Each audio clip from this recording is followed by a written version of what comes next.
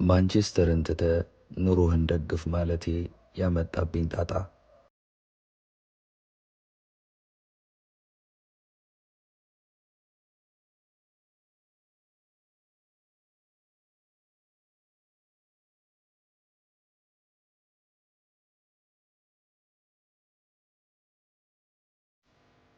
አውቄው ወድጄው አፍቅሬው ናፍቄው አባብዬው ዛሬ ላይ እስክንደርስ ድረስ በእኔና በሱ መሃል አንድም ቀን የክብር ጥያቄ ተፈጥሮ አያውቅም። ምክንያቱም እኔና እሱ ከመከባበር ያለፈ መዋሃድ ደረጃ ላይ ደርሰን ነበር። ክፉ ቃል ብንለዋወጥ እንኳን ከተሰዳቢው ይልቅ ሰዳቢው ነበር ክፉኛ የሚጎዳው። ምክንያቱም ተዋህደናል ስላልኩ ከጎናችን ያለ ሌላ ሰውን ሳይሆን የምንዘልፈው የራሳችንን ማንነት ነውና ነው። ባሌ እኔ ሳውቀው ቅዳሜና እሁድ ኳስ ካለ ያውም የማንቸስተር ካልሆነ በቀር አምሽቶ አይመጣም። በነዛ ቀናትም ቤት መጥቶ ሌላ ርዕስ አስጀምሮ ይጫወታል እንጂ ስለ ኳስ ብዙም ሲብሰከሰክ አላየውም ነበር። ከሰሞኑ ግን በጣም ይበሳጫል። የማረግለት ነገር በሙሉ አያስደስተውም።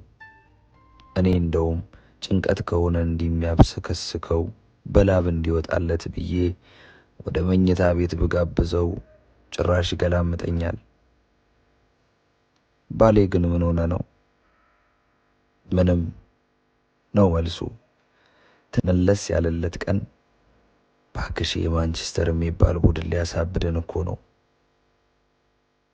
እድሜ ልኬን ስሰድበው በኖርኩት በተዘራ ያሰድበኝ። ማን ነው ተዘራ? ማን ነው ተዘራ? ተዘራ ነው የአርሰናል ደጋፊው። በቃ ውዴ እርሱን እርሳው። አልናፈኩም። እስቲ ተይኝ። ለራሴ ተቃጥያለሁ። ባይሆን ወተት ነገር ፈልጊልኝ።